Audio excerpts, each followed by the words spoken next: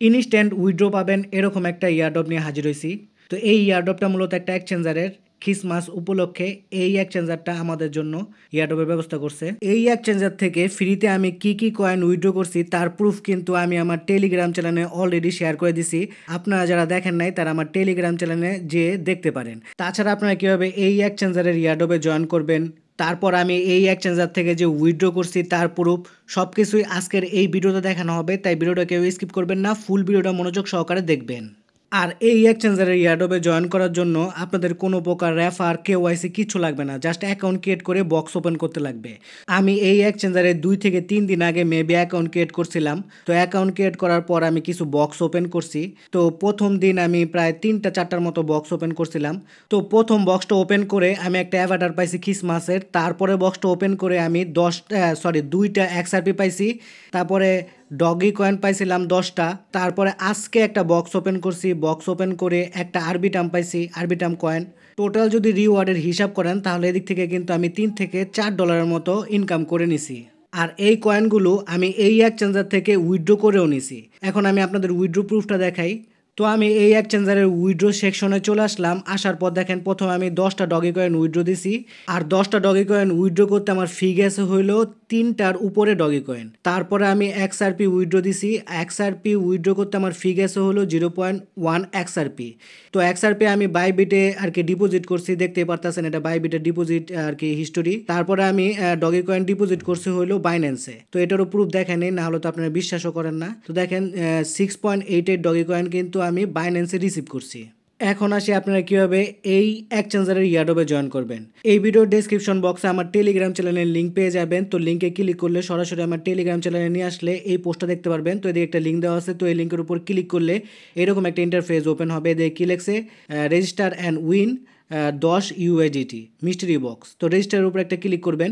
Click করার পর আপনাদের সামনে এরকম একটা ইন্টারফেস ওপেন হবে। যেহেতু আমরা রেজিস্ট্রেশন করব তাই সাইন আপ লেখা আছে, সাইন আপের উপর একটা ক্লিক করে দিব। ক্লিক করে দেওয়ার পর এরকম একটা ইন্টারফেস ওপেন হলে আপনারা আপনাদের ইমেল অ্যাড্রেসটা এদিকে বসা দিবেন, তারপরের বক্সে পাসওয়ার্ডটা বসাবেন। তো ইমেল অ্যাড্রেস আর পাসওয়ার্ড বসানো হয়ে গেলে আপনারা কী করবেন, নিচে যে সাইন আপ লেখা আছে সাইন আপের উপর একটা ক্লিক করে দিবেন। আপনাদের সামনে এরকম একটা ক্যাপচা আসলে ক্যাপচাটা পূরণ করবেন, তারপর এরকম একটা পপ আসবে। তো আপনারা যে মেল অ্যাড্রেস দিয়ে অ্যাকাউন্ট ক্রিয়েট করছেন ওই মেল অ্যাড্রেসে 6 সংখ্যার একটা কোড সেন্ড করা হবে। তো ওই কোডটা কপি করে এনে এই বক্সগুলোতে বসাতে লাগবে।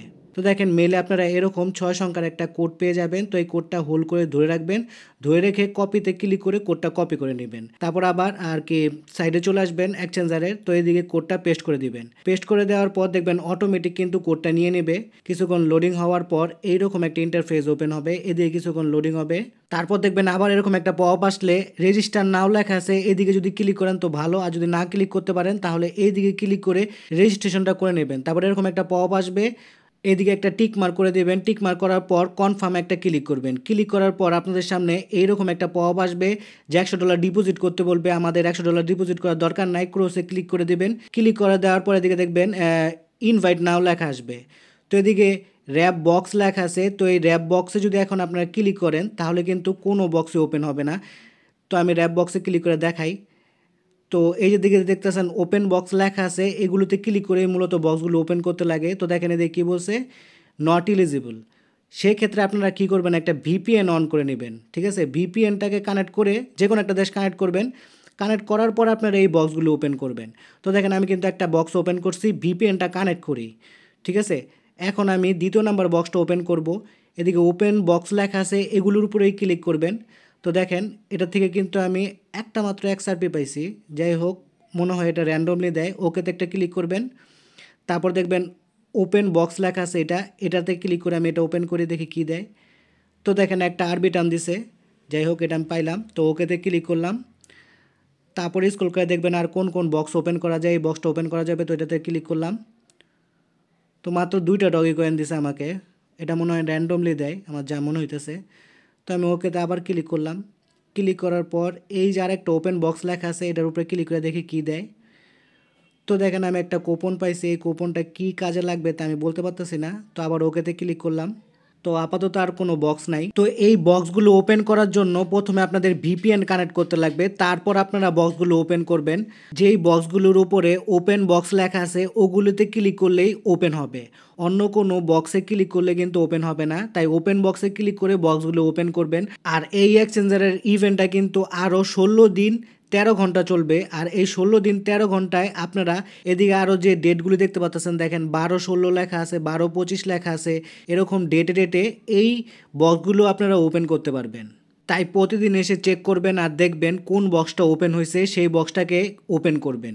তো আপনারা যে রিওয়ার্ডগুলো ক্লেম করলেন, এই রিওয়ার্ডগুলো কোথায় গিয়ে জমা হয়েছে তা দেখার জন্য মাই গিফট যেই মোজাটা দেখতে পাচ্ছেন, এই মাই গিফটের মোজাটার উপর একটা ক্লিক করে দিবেন।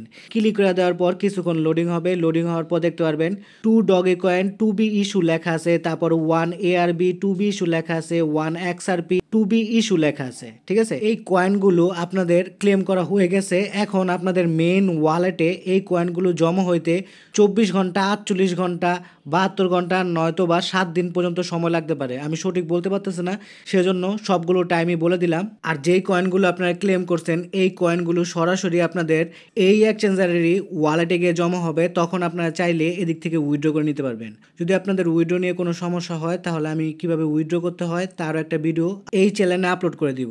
তাই চ্যানেলটাকে সাবস্ক্রাইব করে বেল বাটনটাকে বাজিয়ে রাখবেন। ভিডিও ভালো লাগলে লাইক কমেন্ট শেয়ার করে পাশে থাকবেন। ধন্যবাদ সবাইকে। এখনও যারা আমার টেলিগ্রাম চ্যানেলে জয়েন হন নাই, তারা টেলিগ্রাম চ্যানেলে জয়েন হয়ে নেবেন।